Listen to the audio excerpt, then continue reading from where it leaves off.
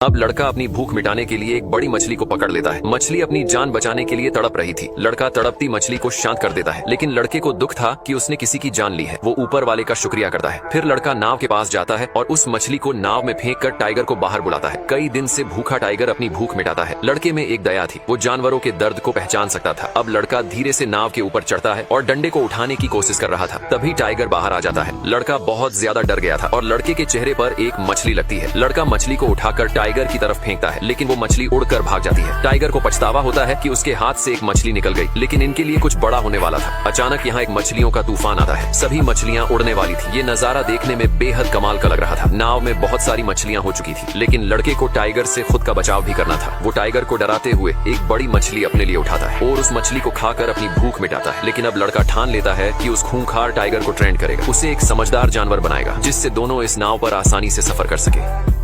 अब लड़का उस खूंखार टाइगर को एक डंडे की मदद से ट्रेन करता है। टाइगर बहुत गुस्से में था, लेकिन लड़का हार नहीं मानता। वो हर तरह से प्रयास करता है। डंडे में मांस के टुकड़े फंसाकर उसे खिलाता है, ताकि टाइगर एक पालतू जानवर की तरह बर्ताव करे। आखिर में लड़का चिल्लाकर उसे अंदर भेज देता है। आज की ट्रेनिंग काफी अच्छी हुई थी, लेकिन लड़का अभी भी टाइगर से अलग अपने ढांचे में रहता है, क्योंकि टाइगर पर भरोसा नहीं किया जा सकता था। धीरे धीरे कई दिन बीत जाते हैं। लड़का टाइगर के बिल्कुल करीब आ चुका था। टाइगर भी लड़के को कोई नुकसान नहीं पहुंचा रहा था। तभी लड़के ने देखा एक भयानक तूफान इनकी तरफ आ रहा था। ये तूफान जानलेवा तूफान था, लेकिन लड़का इस तरह के तूफान से बहुत खुश था। लड़का चिल्लाकर ऊपर वाले को शुक्रिया कहता है। आखिर जो भी हो, प्रकृति के आगे दुनिया की हर एक चीज फीकी है। लड़का और टाइगर इस भीषण तूफान में खुद को एक नाव पर संभाले हुए थे। अगली सुबह सब शांत हो चुका था, लेकिन आसमान का नजारा बेहद सुकून भरा था। अब पूरे 1 महीने बीत चुके थे। भूख के कारण दोनों की हालत बुरी हो चुकी थी। दोनों कमजोर हो चुके थे। लड़का टाइगर के पास जाता है, उसके मुंह में पानी डालता है। आखिरकार अंतिम घड़ी में लड़के ने टाइगर को छूकर महसूस किया। टाइगर भूख के कारण कमजोर हो चुका था। दोनों एक अच्छे दोस्त बन चुके थे। इतनी भूख टाइगर कभी बर्दाश्त नहीं करता, लेकिन आज वो बिल्कुल लाचार और मजबूर था। अब टाइगर और लड़का दोनों भूख से तड़प रहे थे। पूरे 15 दिन तक खाना न मिलने से दोनों बहुत कमजोर हो चुके थे और जीने की उम्मीद छोड़ चुके थे। लड़का अपने मम्मी पापा को याद करता है, जो अब इस दुनिया में नहीं थे। अगली सुबह लड़के की आंख खुलती है और वह देखता है कि उनकी नाव एक आइलैंड के किनारे लगी हुई है। लड़का नीचे उतरकर नाव को बांध देता है और वहाँ की जंगली घास खाने लगता है। ये आइलैंड कुछ अजीब था। तभी लड़के को किसी की आवाज सुनाई देती है। उसने देखा कि वहाँ बहुत सारे नेवले थे। लड़का उनके बीच चला जाता है और पानी में कूदकर नहाने लगता है। इस आइलैंड पर बहुत सारे नेवले रहते थे। टाइगर भी नेवलों का शिकार कर अपनी भूख मिटा रहा था। धीरे धीरे सूरज ढलने लगता है और सभी नेवले जंगल के अंदर जाने लगते हैं। लड़के ने रात बिताने का इंतजाम कर लिया था, लेकिन नेवले फिर भी उसके पास आ गए। लड़का उन्हें भगाने की कोशिश करने लगता है। रात का समय कुछ अलग सा दिखाई दे रहा था। लड़का एक फल तोड़ता है और उसे खोल कर देखता है, लेकिन वह फल जहरीला था। इस आइलैंड पर रात के समय हर चीज जहरीली हो जाती थी। अगले दिन लड़का वहाँ से जाने की तैयारी करता है। उसने बहुत सारी जंगली घास और मीठा पानी अपने साथ रख लिया था। फिर वह टाइगर को आवाज लगाता है। टाइगर भागता हुआ आता है और नाव पर बैठ जाता है। दोनों अगले सफर के लिए निकल पड़ते हैं।